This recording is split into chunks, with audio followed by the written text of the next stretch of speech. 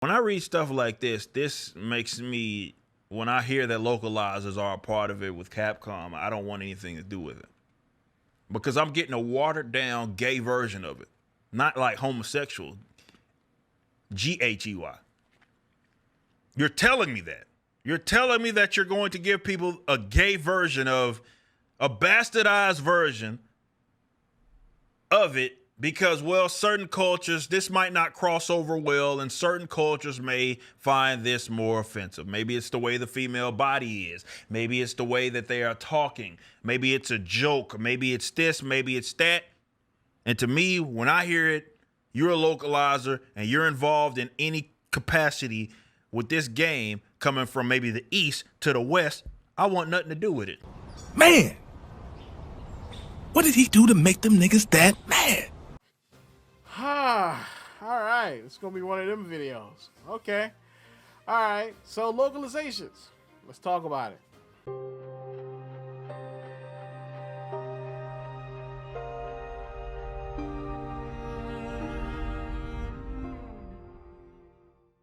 What is up, YouTube? My name is RSMario, aka the real Super Mario here, bringing you another video. All right, so you know what I'm saying, in a little bit of diversification for the channel, I've been diversifying, going out into slightly other things, and in light of the Poke drought that we are in right now, the Poke drought of 2024. So I've been kind of diversifying what's on the channel. I've been going more, well, really not diversifying, because I've been doing anime content this whole time. I've just been kind of leaning a little bit more into it. Check out my spring anime rankings video. You know, I'm doing more Overwatch content. You know, we just spreading it out a little bit and just sprinkling what Pokemon stuff we have on it. So, of course, you want to continue getting videos like this from me. Like, comment, subscribe, hit the bell button, do all that good stuff that YouTube requires you to do. Continue getting videos from me. Follow me on twitter.com/RSMario128. Like my video tweet, share my video tweet, and I will shout you out at this portion of the video. All right, so of course we got Young Ripper, aka Eric July, aka the master of ceremonies over at the Ripperverse. He did a video on localizations, and I have to say, I don't think this was his best video. I've seen a lot of Eric's videos. I respect. Before we get into it, I do respect Eric July. I'm an Eric July fan. I like Young Ripper. I like the Ripperverse.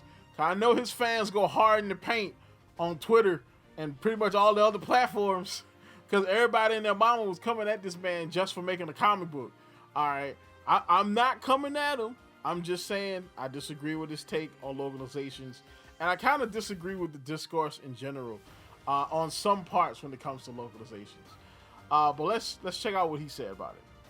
Capcom came out with the localization team for Capcom about what they do and what their goal is. And this is the official account of Capcom's localization team that we're going to look at. And it's very interesting. Interesting. What is localization? So let's hear these guys out. It's a big wall of text, so we're going to read through some of this. They want to embark on a global adventure through the lens of gaming localization. Beyond mere translation, we're diving into the art of cultural adaptation, preserving context, and an inclusive storytelling. Join us as we unravel the intricacies that make games resonate worldwide. Doesn't really tell us what localization is, not just translating. Okay, let's hear you out. Localization isn't just about translating words.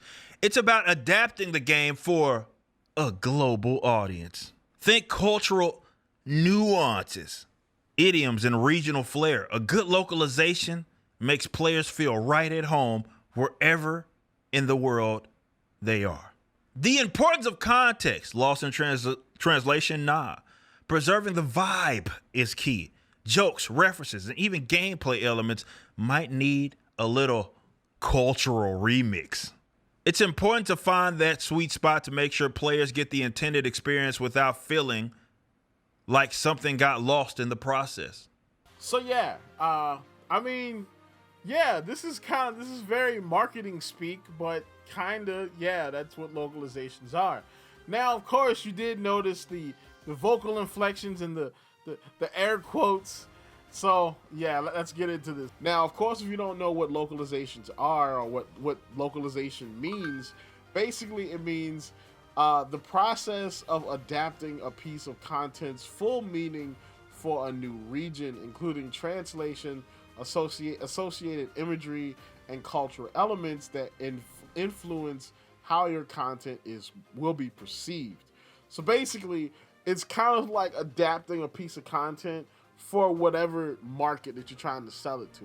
So, like, say if they were trying to sell an anime to like the Middle East, you know what I'm saying, they apparently would censor this man's knee because, you know, everybody knows that the male knee stirs up the most carnal passions in Muslims. So, censor that man's knee. You know what I'm saying?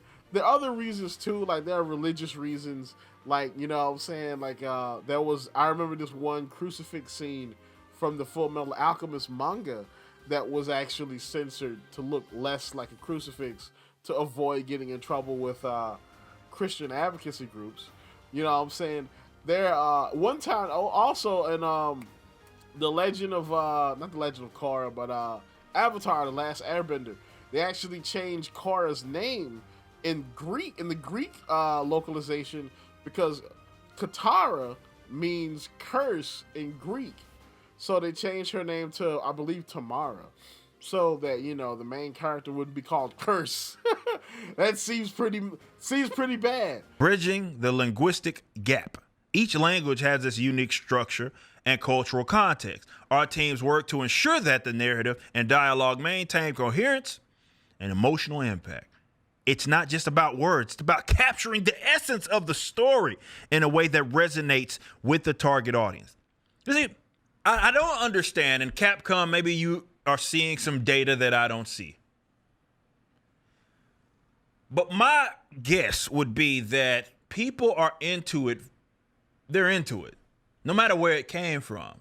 So if you are translating things, no matter what it is, game, a piece of media that was in a different language, I would think that structuring that language so that it just makes sense, that's it, should be the only thing that you're doing, right? I mean, that's not how it works. That's not how any of this works. And therein lies the problem. That is not just what a localizer does. A localizer is not just a translator. If that was the case, they could probably they probably would have got machines to translate this stuff years ago. All right, localization doesn't just translate, at least from a linguistic level. Okay, cultural references that might either like not matter in the country it's going to, or actually matter a lot, are the reasons why localization teams exist, because you might want to change that. All right, you look at something like, you know, I was saying back in the day with 4Kids. A lot of people give a lot of hate to 4Kids, but 4Kids was able to mold all these Japanese shows that we loved in a way that the Western regulators would allow them to air on television.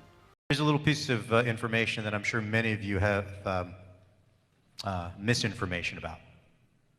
Man, you guys censored everything that you aired on Pokemon and Yu-Gi-Oh! And you cut out all the things like guns being pointed at people's heads and swords being shoved in somebody's heart. I can't believe you ruined that anime, that you guys did all this censorship. Do you want to know who did the censorship for all of those shows? There's a little thing called BSNP, Broadcast Standards and Practices. When you air anything during the Saturday morning slot of 6 a.m. to 12 on Saturday mornings in America on any network, that network dictates what you see, not the production company. We would submit every show, every script, every visual to the BSNP for Fox and for WB, and they would come back with a list of things we had to change. We had no say.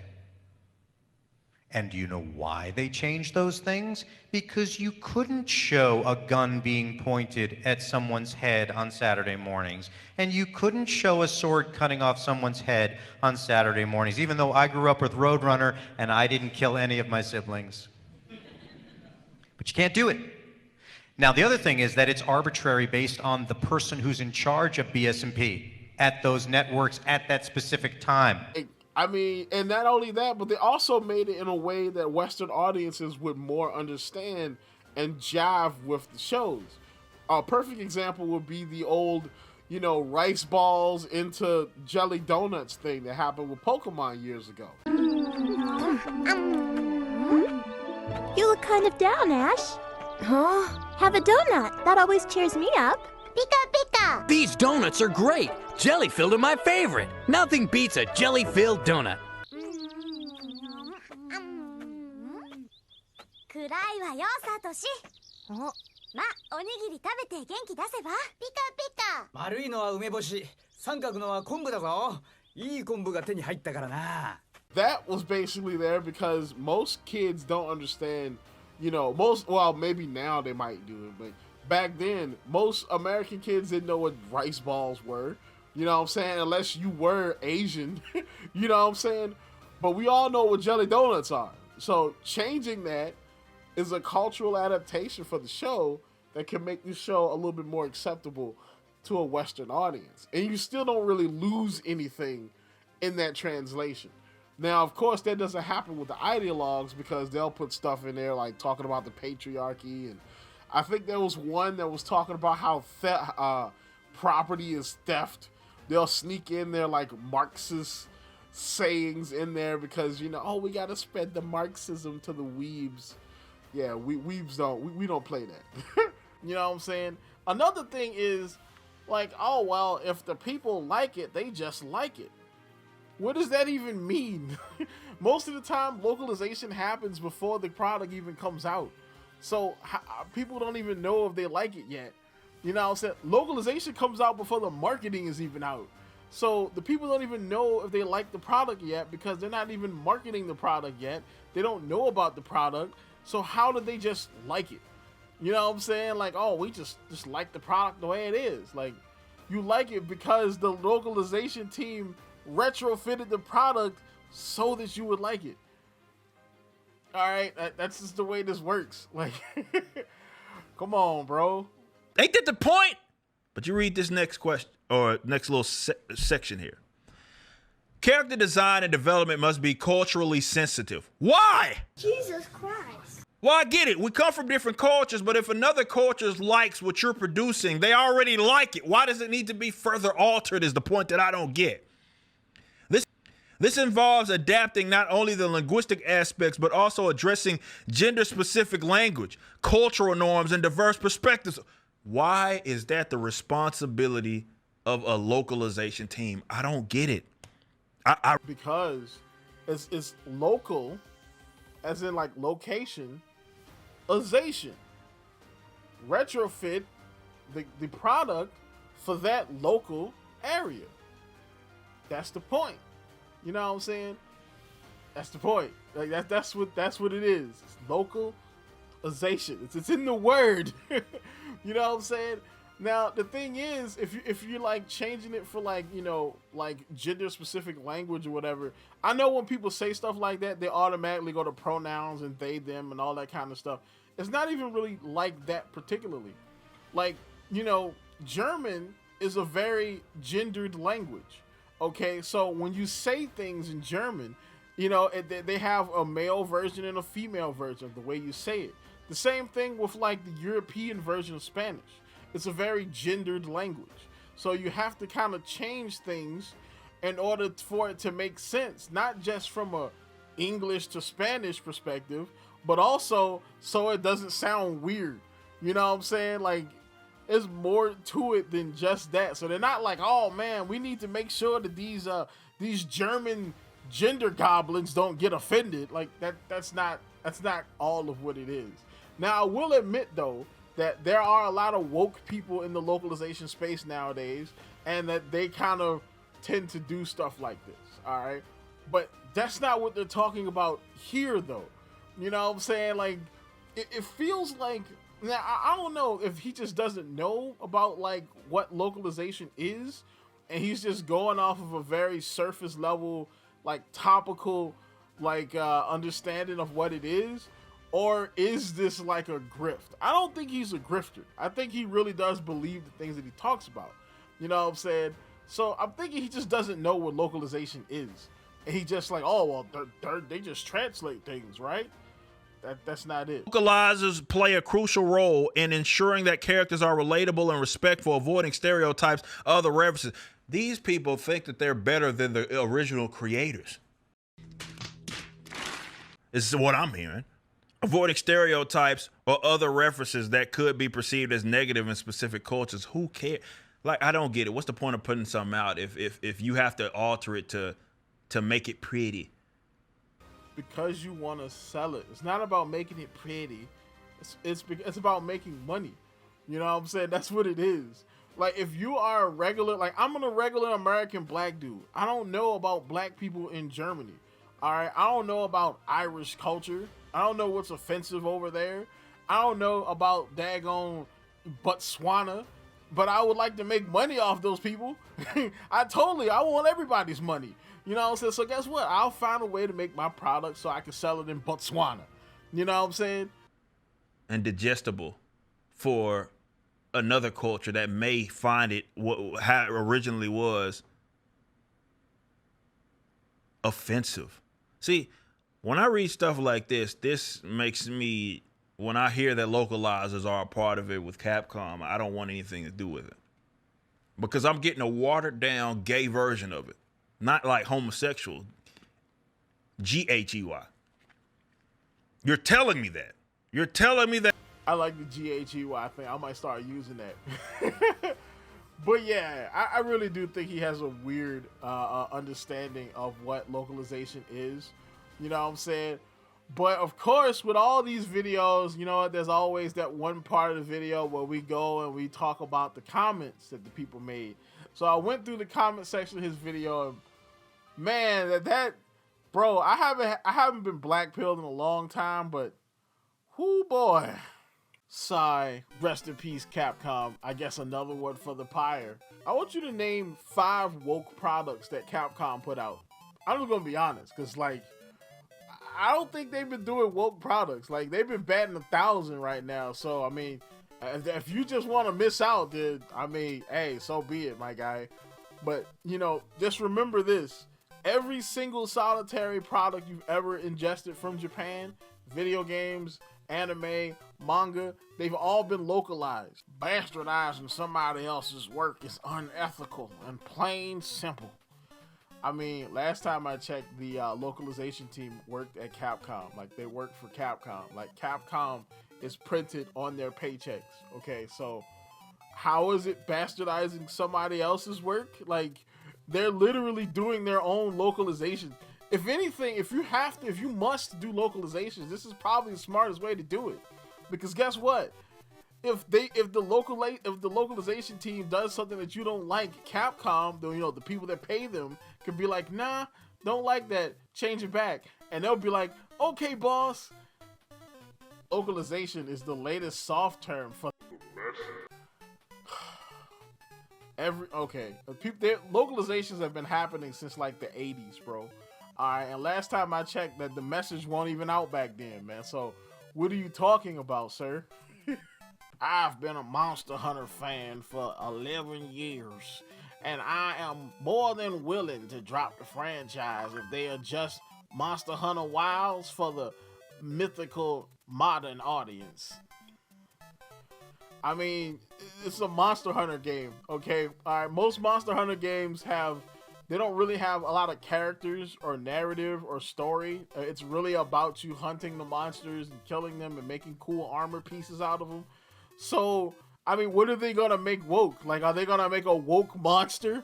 Is like a pink monster gonna come crashing in and be like, from the river to the sea, Palestine will be free? Like, is that what's gonna happen? Like, tell me how they could make Monster Hunter woke. That's a lot of words to tell me not to buy their products. Yep, because you know me, man, I don't really think for myself, See, I can't look at a product and tell if I like it or not. I can't look at a product and tell if it's woke or it agrees with my socio-political positions or not. I can't really do that. So, you know, I kind of need my friendly neighborhood YouTuber to tell me. I remember back in the 90s, any anime we got had to be altered so it doesn't take place in Japan, and any reference to the Japanese culture got cut. Why? This so-called localizers think the Western audience is too stupid to understand different cultures, or they are afraid we might learn something new. No. If anything, they're trying to sell you the product. See, you know, the localizers, specifically back in the day, did not think that Americans would like Japanese culture because Americans usually bought things that are more familiar to them. That's why we adapt movies. We adapt foreign movies into Western movies. That's why we do these type of things. That's where that whole thing came from. So it's not that you're stupid. It's more that they think you're xenophobic. But do you know who does think you're stupid? Japanese people. See, I remember this game back in the late 80s, early 90s called Super Mario 2. You know what I'm saying? Super Mario 2 is not even a Super Mario game. It's actually a completely different game, reskinned by Nintendo to be a Mario game. Why? Because they thought that Americans were too stupid and unskilled to be able to play Super Mario Brothers 2. And that game eventually became Super Mario Brothers Lost Levels. Take that knowledge and do what you will. I understand the need for localization. Some English idioms don't make sense in Brazil, for example, and vice versa. Another example are local references like making fun of a celebrity that is unknown in some countries, etc. The problem is when people use it as an excuse to implement their newspeak BS into IPs that never meant to be woke. This is unacceptable and disrespects the fans and the creators at the same time. Thank you, Mr. Brazilian man. All right, that's basically what's going on with localization, okay? All right, localization in itself is not a bad thing, okay? It doesn't need to be done by robots, okay? It just needs to be done by people who aren't ideologues. So when you when you think, oh, I hate localization, you don't hate localization. Technically, you just hate Twitter leftists. So that's about it for this. I feel like I'm gonna have to do another one of these because there's a whole lot more to talk about when it comes to localizing being done by AI that I probably do want to talk about. But this video is long enough as it is. So like, comment, subscribe, and as always, people, keep it real.